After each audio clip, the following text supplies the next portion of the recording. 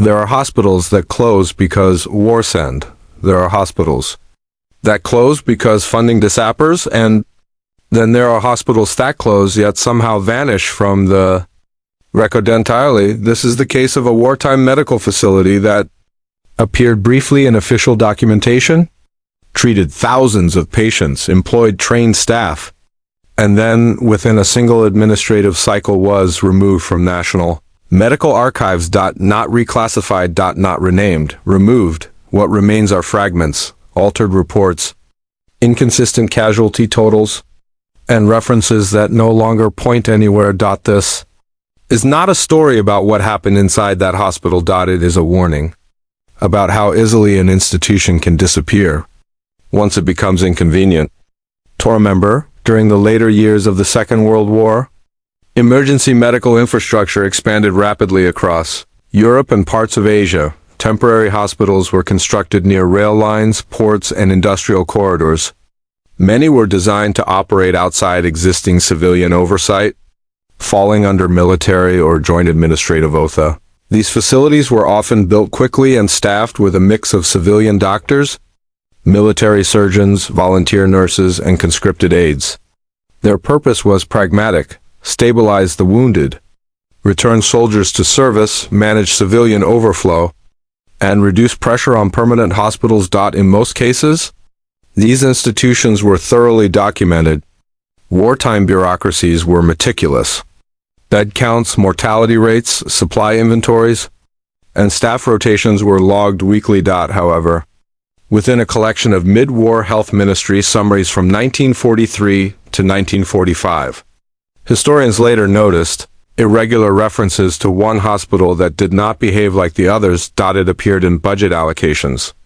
It appeared in transport manifests. It appeared in casualty redistribution plans, but it did not appear in the final post-war medical registry. At time, this absence was not flagged. Reconstruction priorities dominated the transition to peace. Many temporary facilities were dismantled. Records were consolidated. Eras were assumed. The hospital's name was mentioned briefly in a regional medical bulletin, then never again. Archive documents suggest that the hospital operated under at least 3 different administrative codes during its existence. Several independent accounts describe staff being transferred in and out without clear explanation. Personnel files reference temporary assignment without specifying a destination or duration. Later revisions removed these details. One early logistical report lists the hospital as receiving surgical supplies at volumes inconsistent with its officially stated bed capacity. The discrepancy was never corrected. Subsequent copies of the report reduced the supply numbers to align with expectations. Another anomaly appears in patient transport logs. Trains and ambulances were recorded delivering wounded individuals to the facility, but outbound transfers were irregularly documented. Discharge destinations were often left blank. In some cases, entire pages were removed. A regional death registry shows a brief spike in unassigned fatalities entries marked only with dates and general causes, without institutional attribution. In later editions of the same registry, those entries no longer exist. When historians later compared data across multiple regions, a repetition emerged. Facilities near industrial zones reported unexpected patient transfers routed through the same logistical corridor.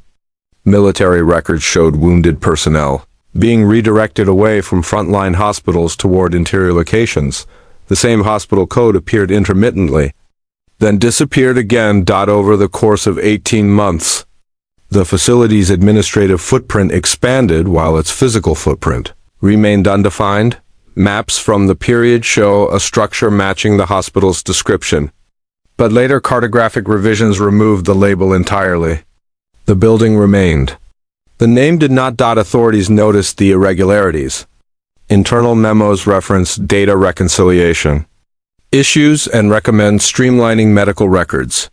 For clarity, no investigation was opened. Several doctors who served brief rotations there later resumed civilian practice.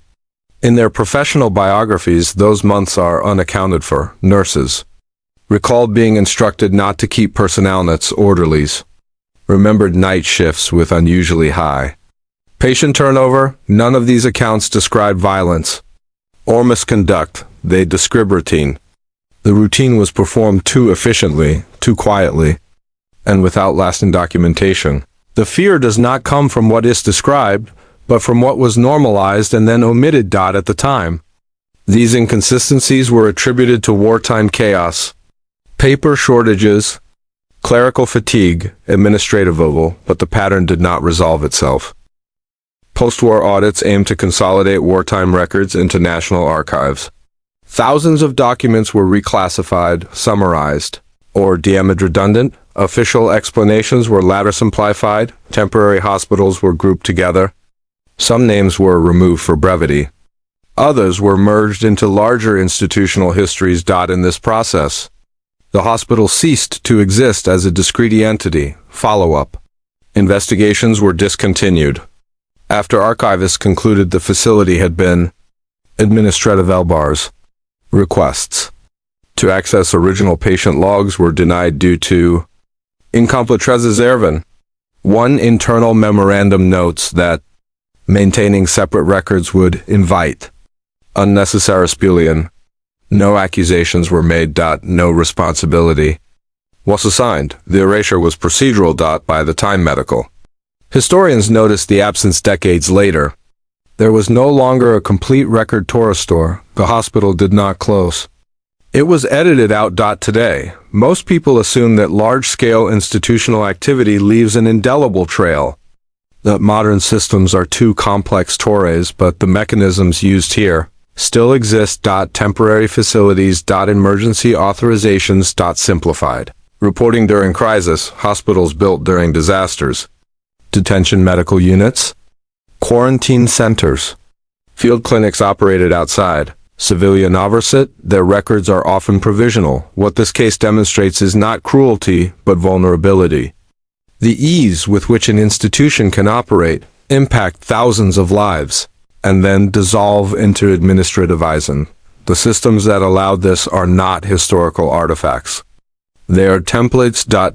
No definitive explanation has ever been offered for why this wartime hospital was removed from medical records. There is no consensus on what function it ultimately served. There is no surviving patient registry to reconstruct its outcomes. What remains is the absence itself, a gap where a hospital should be, a silence where accountability once lived. History often records atrocities loudly. Trials, monuments, confessions, but some events leave no scar because they were processed correctly, filed efficiently, and forgotten deliberately. If this hospital could disappear without protest, without inquiry, and without record, the question is not what happened there. The question is how many other institutions exist today, operating under temporary names, performing necessary work, and already scheduled to be forgotten.